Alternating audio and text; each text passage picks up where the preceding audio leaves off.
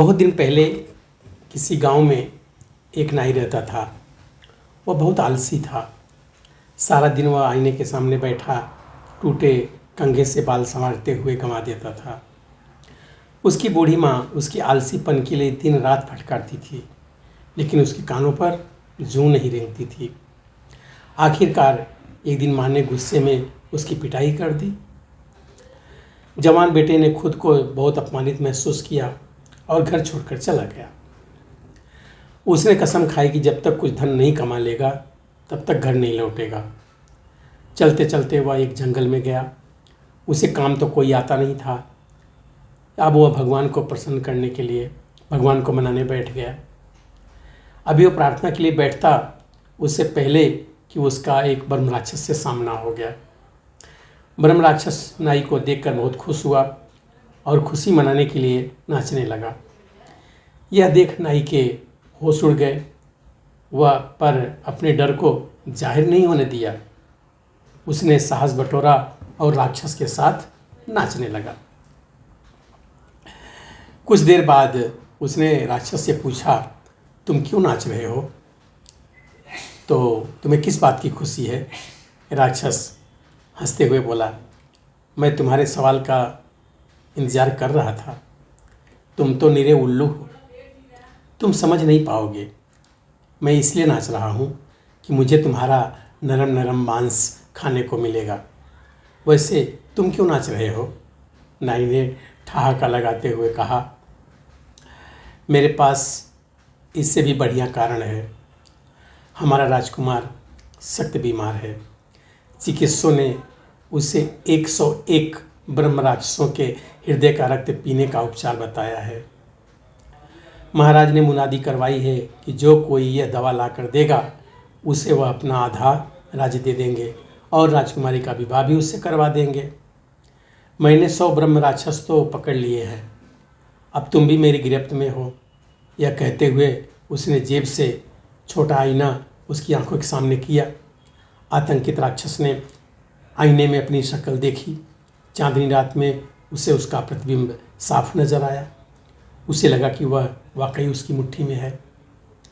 थर थर कांपते हुए उसने नाई से विनती की कि उसे छोड़ दिया जाए, पर नाई राजी नहीं हुआ। तब राक्षस ने उसे 7 रियासतों के खजाने के बराबर धन देने का लालच दिया।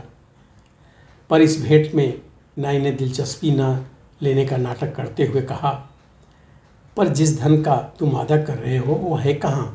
और इतनी रात में वह उस धन को मेरे घर पहुँचाएगा कौन? राक्षस ने कहा, खजाना तुम्हारे पीछे वाले पेड़ के नीचे गड़ा है। पहले तुम इसे अपनी आंखों से देख लो, फिर मैं तुम्हें इस खजाने को पलक झपकते ही तुम्हारे घर पहुंचा दूंगा। राक्षसों की शक्तियाँ तुमसे क्या छिपी हैं? कहने के साथ उसने पेड़ को जड़ समेत उखाड़ दिया और हीरो मोतियों से भरे सोने के 7 कलश बाहर निकाले। खजाने की चमक से नाई की आंखें चौंधिया गई, पर अपनी भावनाओं को छुपाते हुए उसने रौब से उसे आदेश दिया कि वह उसे और खजाने को उसके घर पहुंचा दे। राक्षस ने आदेश का पालन किया। राक्षस ने अपनी मुक्ति की याचना करी, पर नाई उसकी सेवाओं से हाथ नहीं धोना चाहता था, इसलिए अगला काम फसल काटने का दे दिया।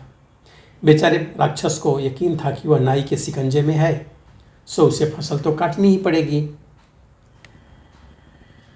वह फसल काट ही रहा था कि वहाँ से दूसरा ब्रह्म राक्षस गुजरा।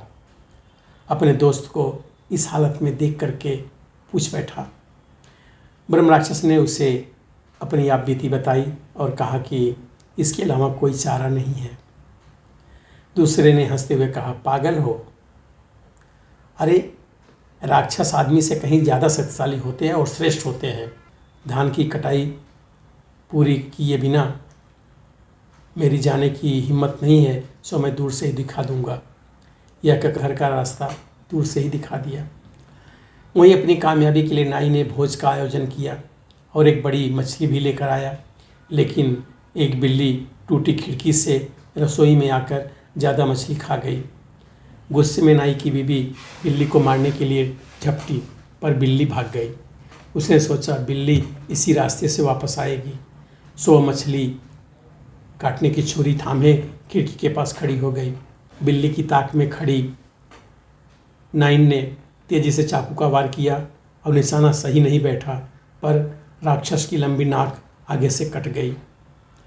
दर्द से कराहते हुए भाग खड़ा हुआ और शर्म के मारे अपने दोस्त के पास भी नहीं गया। पहले राक्षस ने धीरज के साथ पूरी फसल काटी और फिर अपनी मुक्ति के लिए नाई के पास गया। धूर्त नाई ने इस बार उल्टा शीशा दिखाया। राक्षस ने बड़े गौर से देखा। उसमें उसकी छवि न पाकर उसने राहत की सांस ली और नाचता गुनगुनाता चला गया। मित्रों, धैर्य और संयम से बड़ी मुसीबतें टल जाती हैं। साहस से बड़ी कोई शक्ति नहीं होती है। धन्यवाद।